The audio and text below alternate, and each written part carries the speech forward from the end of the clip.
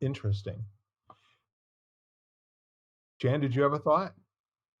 I was thinking, you know, the community of nature and animals, and basically because I think there's so much value. So that's why I was, you know, human beings are a wonderful community, but what's beyond the human, like the human physical or whatever, that allows us to feel like we're part of a community of something, of, Yeah. There's an element of familiarity. There's an element of actually looking forward to seeing people. Jan, you and I were not part of each other's community 4 weeks ago, no, and we most definitely are part of each other's community now. correct. Yes, absolutely. So while there are 7 to 8 billion of us out here kind of bumping around, most of whom will never meet, Hmm. I, like yourself, can consider all of them to be, family. And I Hmm. mean family in the best sense of the word, you know? Uh, I mean, I was all a little bit worried about that when I got into my 20s and 30s, and I'd be traveling across the country and staying with vendors and other business people, and they say, "Oh, come on in. When you're here, your family." And I go, "Oh, please don't make me do that. Hmm. Y'all got to treat me better than family, you know." And it's kind of an inside joke, but the people that you get the hug and the rib shot from are usually people that are the ones that are the best supporters when the chips are down. It reminds me of my niece because when she was little, she would hug everybody, and it got to the point where, like, my brother would say to her, like, "You can really only hug family because you don't know everybody," kind of thing. And so everywhere she went, she would ask, she would say, "Are they family?" Because she wanted to hug them, and so everywhere she went, it was adorable. How old was she? She was probably, like, 3 years old or something, and she would say, "Are they family?" It, And, it's amazing the sorting mechanism that they have. We've talked about this in another podcast where my two daughters, the first one was, do they bite? Are they biters? And then the number two came along a couple of years afterwards, and she was a little more subtle. It's, can you pick it up? Can you hug? My kind of girl, I'll tell you. If it were up to me, then the hug would be the formal business salutation. The more I talk to people about hugging, the more I like hugging. Hmm. I would agree, and I think that was one of the hardest things over the past few years is that lack of physical touch. I always say that, I swear to you, my dog would sit there and go, "Mom, really? You're gonna hug me again?"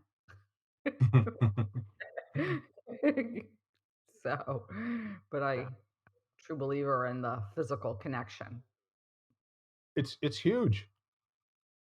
It's absolutely impossible to hate somebody you're hugging. Can't do it. And from the standpoint of who our community is, I don't know, maybe that's another community in and of itself, a community of huggers, embracers. Mhm. There are people, and I've met a few in business over the last 4 or 5 years because I have been known as somebody who hugs in a business situation, and I would meet somebody new, and they would say, "I know you're a hugger, but I don't like to hug." I said, "Well, can we wave?"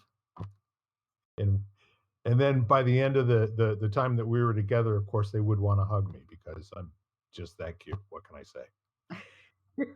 There's nothing more authentic than making yourself vulnerable in a moment and going inside of that 3 foot no man's land space that we all learned about in psychology, right? And when you do that, and you come out, and it was a good experience. I mean, you leave with all of your fingers and toes and money in your pocket and that sort of thing. It's not shabby, is it? I mean, I don't think so. But how No. much of that is culture also? Because I've lived places where culturally there was a kind of way that you were supposed to present yourself and, you know, and hugging would not have been welcome, you know so how much of that is cultural too? Sure, Yeah, go ahead, Ken. I was gonna say I come from a Sicilian family, and you kiss. The men kiss on the lips. That's like, and then I remember having friends who'd be like, "That is just freaking weird," and that was the culture. That was just the way it was. I mean, just I never knew anything different because that was so. Yeah, so I think the way it expresses itself is different, and I guess the question I'm asking, I was thinking about our conversation last week about love and it always being there. It's just, are you connected to it or disconnected to it? So when you meet someone, you know, it what if the question is, how are we already community? We just don't know it yet. And how many times, like you guys just had that experience, we all did. You know, Sure. Jan, we was always part of our community. We just didn't know it until the connection was created. But it was always, the potential for it has always been there. And I think that, and it's just the thing that always inspires me about humans. Bill, I don't know, you probably remember I wrote this a blog a while back called Helping Bats Fly. And it was because I saw a video of someone who works with bats, and they had this old bat who was mostly blind. It like couldn't fly anymore, and she used to hold it up and walk around, and it would flap its wings and it would fly. It would feel like it was flying, and it was a human. Only a human could do that. Only a human has the ability to extend that kind of loving compassion to all sentient beings in that profound of a way. Because in the wild, in nature would have done, the Tao would have done what it did, and that bat would have been eaten, by something else. So, but here humans have this just unreasonable capacity to extend, in loving kindness and compassion in just such incredible ways. So, to me, it's always felt like our potential as a species is to evolve the Tao, this feeling of oneness with all things, and yeah, global community. I'm not talking about some utopian thing. It's always going to be messy and chaotic and full of disagreement, because that's the oscillation that leads to balance. But isn't it interesting if you asked yourself when you met someone that's a quote unquote stranger, how are they already part of a community that I'm also, sharing? Yes. Be an interesting perspective. I I think love it's that. yeah, I love that. It's just the idea of going in with a more positive attitude of how does this person fit in with me versus the opposite, which is how is this person, for some it would be how is this person different from me, but really is how is this person and how are we connected. And I was thinking of you, Bill, and instead of maybe the physical hug based on what Ken just said, maybe it's more of a metaphorical or virtual hug, or embrace. It's just like holding everybody in a space, and that space, from what our conversation was last week, is a space of love. sure.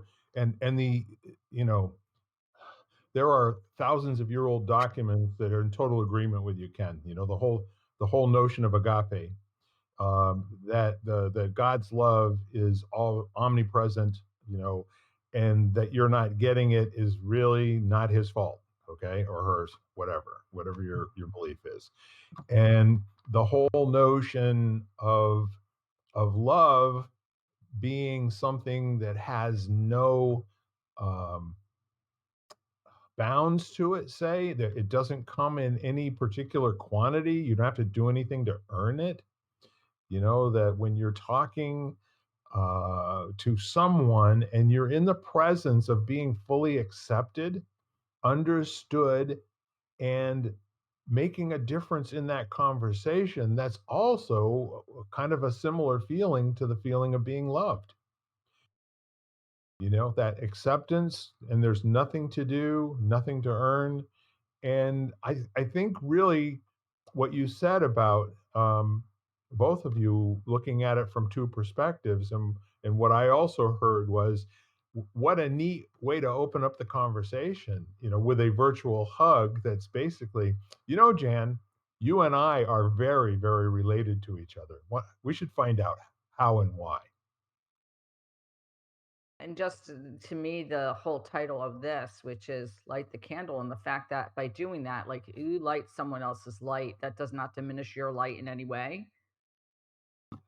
You know, it just expands the overall light. Yes. We had a lot of fun a few years back, really diving into all of the different interpretations because there isn't one perfect translation of the word namaste. I have researched it.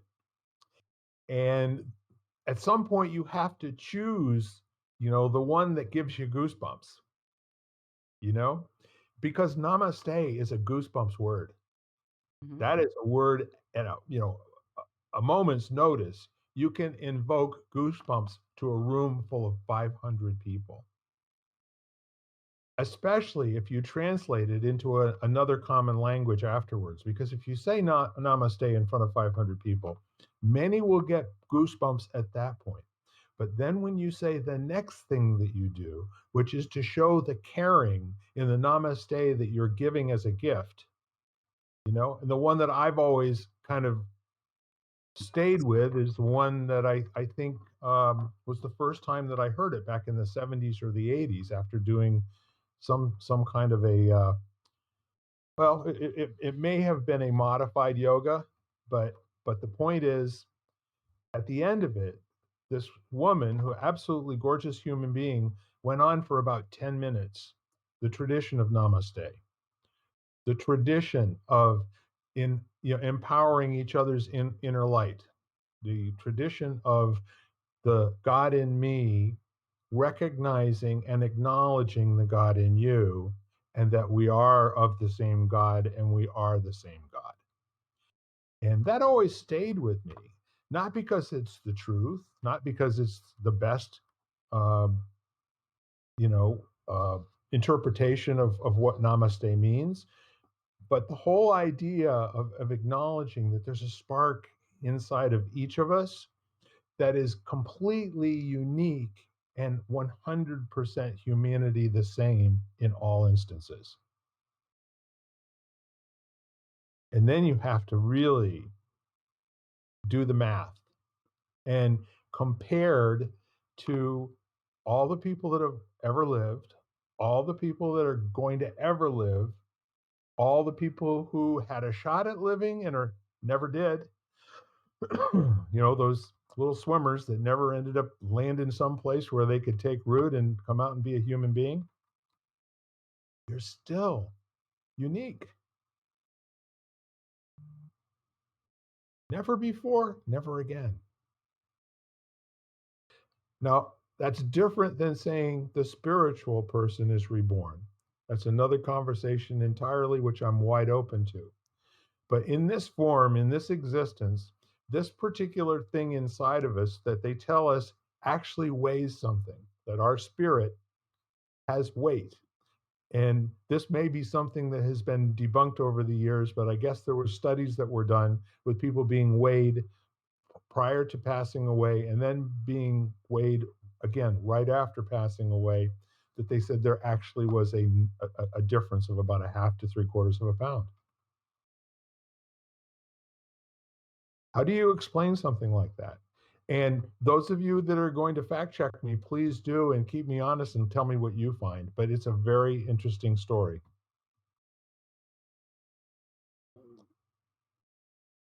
In the end, some things probably you why bother quantifying it?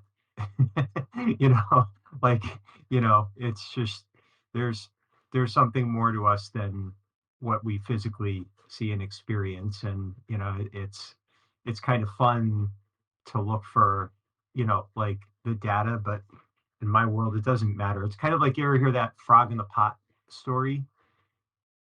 About, I and we think use we've it had in this several stress times. management. Yeah, in stress management we talk about it a lot, and it's that whole idea of, if drop a frog